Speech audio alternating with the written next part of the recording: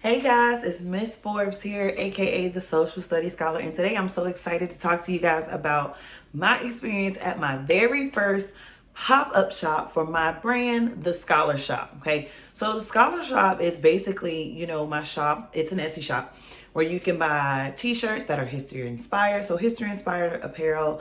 I also have like tote bags, just little cute stuff that, celebrate Black culture and joy, as well as kind of mixing that in with being a history or social studies teacher, right? So at my first pop-up shop, it was actually in Greensboro, North Carolina, this past Juneteenth weekend. So it's really fun to not only celebrate Juneteenth, but also to showcase my business and, get that support from the community as far as that goes, right? So what item did I sell? I'm going to be showing you guys. I actually have my tub here, my bin here that has everything in it that I use for my pop-up shop. At the end or in the description box, I'm actually going to link my Amazon storefront for you guys so that you can see all of the different things that I actually used and purchased, the direct links to those. Just to be transparent, I do receive a small commission from any sales that I acquire through my Amazon influencer account. Okay, so the product that I was selling are these Juneteenth t-shirts, guys. You see, they're really cute. It's packaged up, and this is how I had them packaged, so you can't see, but if you go on my Instagram, my the_scholar shop, you can see me actually wearing the t-shirt. And actually in my last video I was wearing it as well, but they're super cute. This is a size small. So these are cellophane bags. I think this size may have been like a 12 by 15, whatever the dimensions are, it's directly in the link so that you can use them. But I like them because they're very light. Obviously they're clear, and they just kind of add like a, nice professional looking touch to it. And then right here is sticky, so you can, stick that together. So I had all my t-shirts in these. I also had sizes on each one of them. I had small, medium, and large. The sizes here, just come in like these little rolls. So basically like that, right? And you can get these off of Amazon. That's where I got mine. So they look really cute. So when people purchase them, I also had these thank you bags. So these thank you bags are from Purple Cute Crafts. I also got the same off Amazon. It's a big bag. It came with I think like 50 per bag.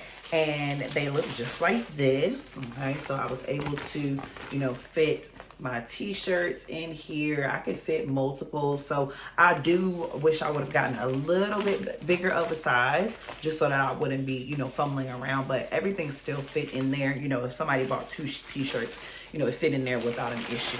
So I used those bags, and then I also had some cute other little things as well that I put inside the bag when people purchase. So one of them is from Canva. It's a cute little packaging. I basically designed some thank you cards that I put inside of people's bags when they purchase. The light is a little dim, but it, this is actually really bright and pretty in person. But all I, said was thank you for your order, and I gave them a coupon code, a discount code, to get them 10% off their next purchase. So that was something that I included in there. I thought it added like a nice little, professional and cute touch. I also put these stickers in there, these Juneteenth stickers that I got, or like Juneteenth or Black inspired stickers for free, that I also got from Amazon. I just kind of put one in people's bags, just as a way to say thank you. But these are super cute, different designs and everything like that. Like this one says brown skin girl and has like the hair and everything. So very, very cute. Just like something a little extra touch to add that I thought would be cute, a little free 99 for if you purchase. And I also have my business cards, you guys. So my business cards, and by the way, guys, I ordered all of this stuff way in advance. So I knew that the pop-up shop was coming. So about 2 months out, I started planning and ordering all of these things so that they would be here with no issue, including my business cards, including my thank you cards, including everything that I know I was gonna need. So these are my thank you card, my business cards, and they came in this cute little packaging from Canva, guys. And look at that. Isn't it adorable? So I just put that in there with all of my contact information. And on the back, I have social studies, scholar, and all that good stuff, and my quote and everything that I go by. So I had those, I gave those out inside the bags when I gave them away. Another thing that I had, guys, that I highly, highly recommend is actually a tabletop banner. I didn't want to have like a big, huge banner that I had to set up and have behind me and everything. Nothing wrong with that. If you do that, do you, cool, awesome. But I wanted to keep things simple for my first pop-up shop. So I actually got this tabletop banner. It is super cute. It's just like this, and you actually have things. I'm not gonna pull it out now, but that help you keep it up. So this was on the table, retractable, super cute. Got my logo on there, the Scholar Shop, all of that. I loved it. It was perfect. It wasn't too big. It wasn't too small. And I highly recommend this. I actually got this from a website called totallypromotional.com. And I can link that in the description box as well. But this was like absolutely one of my favorite things. I also had some other stuff that I ended up not using, you guys. But if you're going to be like, accepting different forms of payment like cash, card, whatever the case may be, if you accept cash, I highly recommend this money receipt book. Some people chose, if they paid with cash, to not receive a paper receipt. Some wanted one, fine, but I had it just in case. I did have some customers who paid cash, but they didn't want the receipt. I also had these stickers. I ended up not using them, guys, but I had these clearance stickers just in case. And the reason why I had that is because let's say like something happened to one of the shirts, or they got damaged en route or something, and I still wanted to sell it, but I wanted to put it on clearance. Then I got these just in case I decided to put things on clearance. Okay, so I was trying to be smart. All right. Another thing that I love that I had was these clear, I forget what you call them, but these clear things where you can put paper in to show my different forms of payment that I was accepting. So I had my Cash App linked here through a QR code, as well as my PayPal account. I also put the names just in case, like for some reason the QR code wasn't working and somebody had to actually type in the name of, my payments. But, I had that I accept credit, debit, cash, Cash App, PayPal, all of that good stuff. Now, very important, there's nothing wrong with having Cash App and PayPal, but I also have a business account, and I also want to be able to track payment through there. I'm not a, Venmo Veronica, as Ellie Talks Money would say, but I definitely made sure that I still had a way where people could pay with their card if they wanted to. I actually just got that from Square, you guys. It's really easy. So with Square, if you just sign up for an account, you can actually get the Square Reader for free. So I got this Square Reader for free. It was very convenient. All I had to do was just plug it into my phone, and I could accept card payments through there. So I did have some customers who chose to pay through card. So I made sure that I had that on there set up, going straight to my business account, because, we all know if you want to get to the point where your business is eligible for business credit cards and stuff, you need to have, that electronic trail where you can show, the income coming into your account, right? So I wanted to make sure that I had that. Super cute. And then on top of that, guys, also on the table, continue to use these clip-ins. I had a QR code up, to go along with my shirts, asking the question, why do we celebrate Juneteenth? So this was a link to another YouTube video I had where I talked about Juneteenth and stuff, so people could scan that and actually learn the truth about it, because there's a lot of common misconceptions about Juneteenth. So I was like, why not use my skills to educate the people while they're buying their Juneteenth shirts, so that they can understand what they're celebrating, right? So I had that on there, as well as a tip jar from PayPal. I had the code there, so just in case, let's say someone couldn't afford the shirt, but they still wanted to support and they wanted to send money, I had the tip jar. So like, let's say if you just wanted to tip me $5, they could scan this and they could still, support the business, even if they felt as though they couldn't afford the t-shirts or anything like that, So that's what I had on my table. I also had this piece of paper. This is, I used cardstock, by the way. Cardstock to make all of those posters, you guys. I actually am pulling it out here to show you guys. But I got the cardstock from Target. This was like $4 and some change. But it's super cute. It has all of these different shades of colors. It's Astro Brights. And cardstock to me just gives a little bit more professional and cute touch than using regular printing paper. So I went ahead and did that. And with that cardstock, this was one of the designs that kind of has like speckles. I don't know if you can see it that good. But I put a QR code and said, it says, don't see your size, order directly from the Scholar Shop on Etsy. So I linked my Etsy store just in case, let's say someone wanted a 2XL or something like that, and I didn't carry that, they could still order it from my website, or if I ran out. So I came prepared. I thought about all the different things that could possibly happen that, I would want to make sure I service my customers. So that was, my experience as far as being prepared. So again, My tips is for you to order, in advance. As soon as you find out about it, get all of your stuff. I also have this super cute crate, guys. I really can't like pick it up. Maybe I can move my camera to kind of show you guys. But it's a super cute crate, this right here.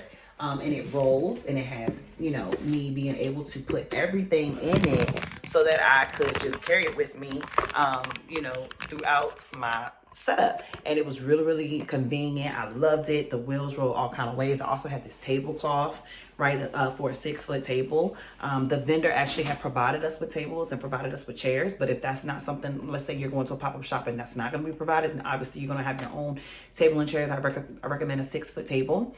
And it was really, really nice. I felt like the setup was really good as far as what I had on my table. So those are some of the things that I use to prepare for my first pop-up shop. Now, some tips that I would give if you're going to a pop-up shop. I actually observed this in another YouTube video that I had watched from a young lady. I can't remember her name right now, but I remember one of the things that she said is that if you are going to a pop-up shop and you're a vendor, keep in mind, or even if you're a customer, if you're a vendor, if you're a customer, whatever the case may be, keep in mind that the people that are there that are vendors are there because they paid their vendor fee and they are there to make a profit. They're there to, service people. You have to keep in mind that people have spent their money, their time, their energy into preparing and their inventory and all of that good stuff. So one of the things that the lady had mentioned in the video is that it's kind of inappropriate for you to go around, let's say like you came to the pop-up shop, but you're not a vendor. For you to go around to those tables and try to promote your business. It's not really that type of party. I mean, if it's that type of event for you, cool, do it. But at a typical pop-up shop, the people that are vendors have paid to be there. They paid to make their money. It's kind of inappropriate for you as the customer to try to promote yourself as you're walking around to the tables. Like, those people are there because they are there to sell and to, service and to make a profit. So it's not the time for you to go around trying to promote your business and then you don't even buy anything. It's like, you don't have to, but like, it's kind of rude. Like, I think people will notice if you're just walking around from table to table, you're not really trying to buy anything, but you are trying to promote yourself by handing out your business cards and stuff like that. Like, that is kind of like, ooh, and I did have that happen at the event that I was at. One of the other performers or vendors that was there was kind of going around and trying to promote themselves to the vendors that were there, and it was kind of like, cool, I don't mind. I don't have any beef with supporting other people, but I'm here because I paid to be here and I'm here to make a profit. I'm not here necessarily to spend all of my money on, if you want to support someone else while you're there, absolutely fine. A lady actually came to my table. She was another vendor. She came to my table. She wanted a t-shirt. She bought a t-shirt, and then I supported her business because I liked what she was selling, right? But it wasn't an obligation, and it wasn't that type of party where we're all there to kind of purchase each other's products. Like, no, we're there because we want customers to come so we can service those customers. So that's the tip that I would give, if you're there with the agenda that you're just going to promote your business and not be there to support the vendors. Maybe, reconsider that, because we will notice that as a vendor.